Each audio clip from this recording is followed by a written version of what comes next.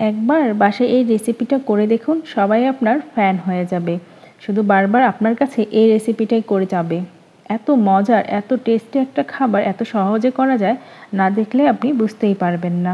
এটা একবার মুখে দেওয়ার পর মনে হবে যেন অমৃত স্বাদ।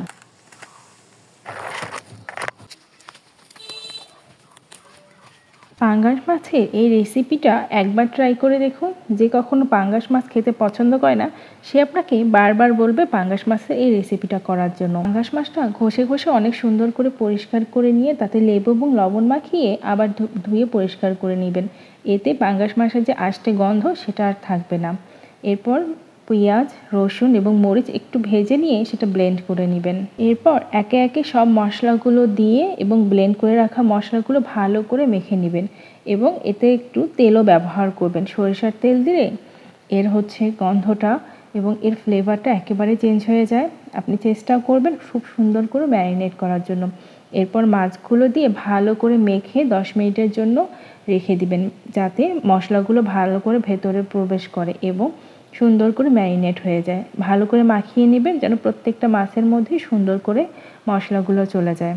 আমি কখনো পাতা দিয়ে এভাবে রান্না করিনি, তাই আমি জানি না কীভাবে ভাজ করতে হয়। তাই একটু চেষ্টা করতেছিলাম নিজের মতো করে যেভাবে আর কি ভাজ করা যায়। তো ভিডিওতে দেখতেই পাচ্ছেন আমি কীভাবে ভাজ করেছি।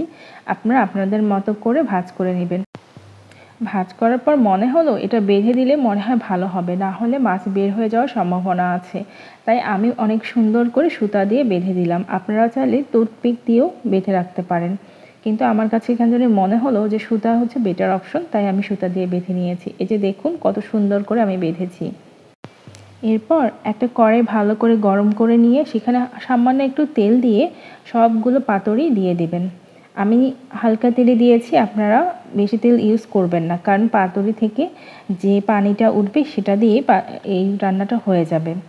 দেখতেই পাচ্ছেন কত সুন্দর পানি উঠেছে। এখানে কেউ কোনো প্রকার পানি ইউজ করবেন না এবং একদম লো হিটে রান্না করবেন। আমার এটা রান্না করে কমপ্লিট করতে প্রায় 45 মিনিট লেগে গেছে।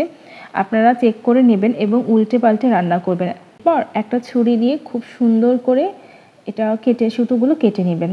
আমাকে দেখতেই পাচ্ছেন আমি কত সুন্দর করে একদম পোস্টমর্টমের মতো সুতোগুলো কেটে ভেতর থেকে পাতুরি বের করে ফেলেছি। এটা একবার মুখে দেওয়ার পরে চোখ বন্ধ হয়ে আসবে, মনে হবে যে এত কম করেছি কেন, আরও বেশি করে করা উচিত ছিল, আর বেশি করে খাওয়া উচিত ছিল।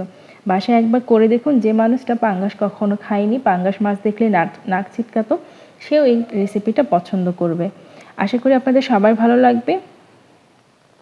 Thank you.